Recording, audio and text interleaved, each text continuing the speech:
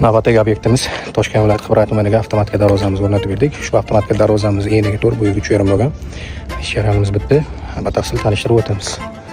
Bunga moslab o'rnatib berganmiz. Har doimgidanda kattaroq bo'lgan avtomatikamiz ichkaridan ko'rinish holatlari, kattaroq bo'lganimiz, svetno'dan bo'lishini holati. Yangi uchastka ekan bu yerda. Kaltkamiz keladigan bo'lsa ochilib yopib ishlaydi.